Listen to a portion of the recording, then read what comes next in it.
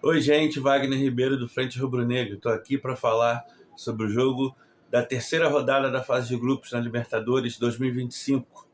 LDU 0, Flamengo 0. Um jogo que o Flamengo controlou a maior parte do jogo, tirando ali os últimos 15 minutos finais, mas assim, antes de eu começar a fazer a minha análise aqui do jogo, eu preciso dizer uma coisa, gente. Eu odeio o jogo na altitude, é uma sacanagem, é injusto. O Flamengo hoje teve dois desfalques no elenco dos convocados para o jogo, né? Um titular e o outro um reserva que poderia ter jogado, poderia ter participado do jogo, Dela Cruz e Alan, por causa da altitude. Então eu não vou entender isso nunca, eu não vou achar isso justo nunca. É horrível o jogo na altitude. Dito isso, então, voltando, o Flamengo controlou boa parte do jogo, especialmente o primeiro tempo foi um jogo muito controlado, mas assim, mais atuações, especialmente dos nossos jogadores de frente. Claro que a altitude pesa muito, enfim, o Arrascaeta não dominaria tantas bolas na canela, nem o Gerson, que também fez outro jogo abaixo.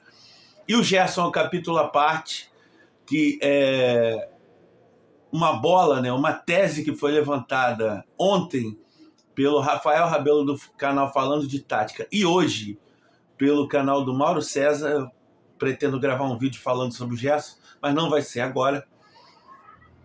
Então, Arrasca mal, Gerson mal. O Juninho eu acho que não estava tão mal, não. Né? Porque, assim, ele tecnicamente é um pouco abaixo, mas, assim, ele estava correndo, estava marcando. Bruno Henrique participando também. Enfim, mas atrapalha muito a altitude. Eu vou botar isso na conta da altitude. Os nossos zagueiros hoje foram muito bem. O meu camarada Vitor Nicolau, falso 9, colocou o apelido do Léo Ortiz de camisa 10 da zaga, mas hoje o Léo Ortiz foi o camisa 3 mesmo, tá? Partidaça defensiva. Com bola, errou alguns passes, mas eu também vou colocar na conta da altitude. Mas o que o Léo Ortiz cortou de bola, tirou bola de cabeça, é brincadeira, é brincadeira. E no segundo tempo, a LDU forçou muito, né? Muita bola ali nas costas da defesa e ele tirou todas. Mas enfim, estamos no primeiro tempo ainda. Então o Flamengo controlando o jogo, criando muito pouco, criou uma chance com a Arrascaeta, que é aquilo, né, gente? Você tem uma chance. Eu acho que o Flamengo teve duas grandes chances no jogo, não conseguiu fazer. E a LDU, na minha visão, teve uma, aquela no finalzinho. Mas, assim, ainda no primeiro tempo criou uma grande chance com a Arrascaeta, assim, rondou a área ali. A LDU teve alguns lances de perigo ali na proximidade da área, mas também não criou nada, nada, zero. O único lance foi aquela cabeçada que também estava impedido, então eu não vou nem contar. Uma cabeçada de um rebote de escanteio ali, que o cara voltou para a área, o zagueiro entrou por trás sozinho, mas estava impedido, então esquece. E termina o primeiro tempo um jogo muito controlado, mas o Flamengo criando pouco, compreensível. Faltou caprichar um pouquinho mais e claro que a altitude pesa bastante. Segundo tempo volta, a LDU pressiona um pouquinho mais no iníciozinho, nos 5 primeiros minutos, mas aí depois o Flamengo volta a ter o jogo bem controlado, mas assim, também errando muito no último terço, né, como a gente diz, na análise de desempenho, nas proximidades da área ali, errando muito domínio, tomada de decisão, passe, enfim, errando tudo, tudo, tudo, tudo.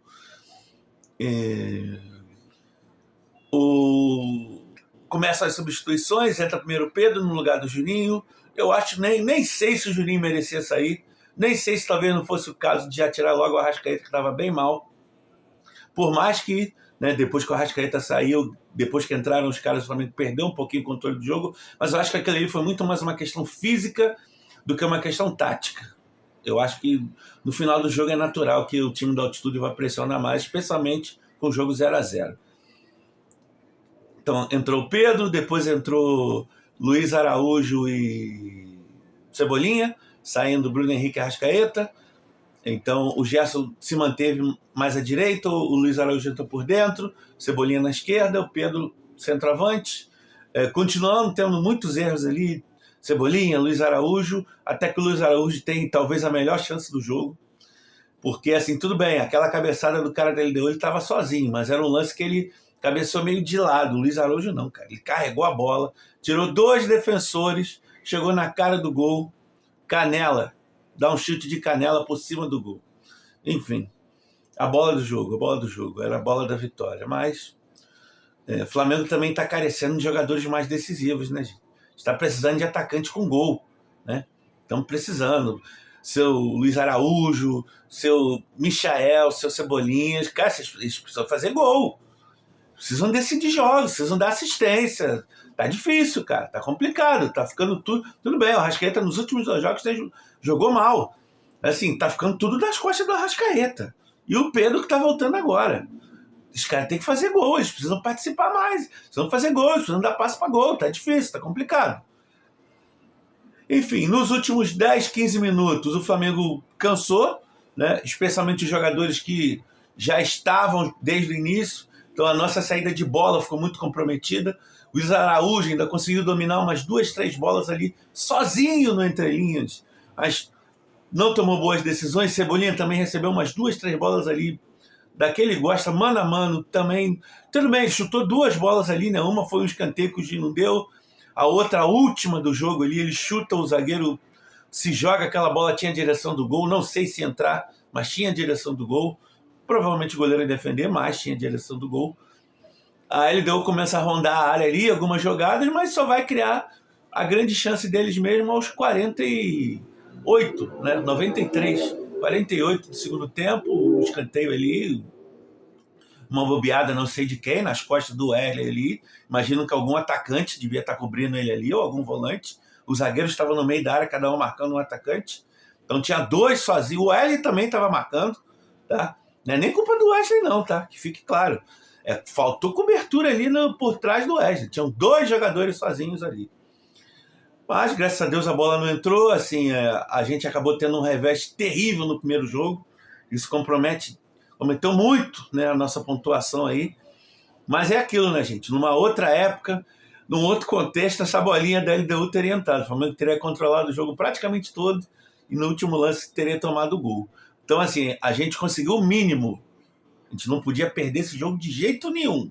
De jeito nenhum. O Flamengo poderia perder esse jogo. E não perdeu. Então, é isso, gente. Saudações rubro-negras.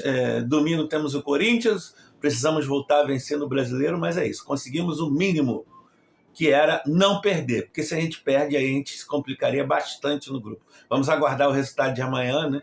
Central Córdoba e Táchira, a tendência é que o Central Córdoba vença.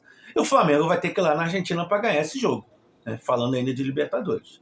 Vai ter que ganhar. Tem que ganhar. Até mesmo porque, pelo amor de Deus, vamos combinar que os 3 times do grupo do Flamengo são horrorosos. O Táchira é horroroso. A LDU é horrorosa. Que time ruim. E o Córdoba também é fraquíssimo, gente. Então, assim, pelo amor de Deus, o Flamengo tem obrigação de fazer os 9 pontos, já que faz o primeiro turno, na minha visão, pífio, onde perde um jogo em casa.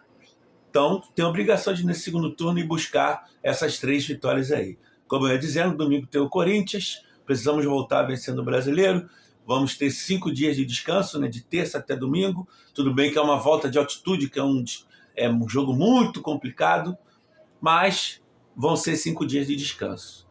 É isso, gente. Saudações rubro-negras, um abraço, até a próxima. Valeu.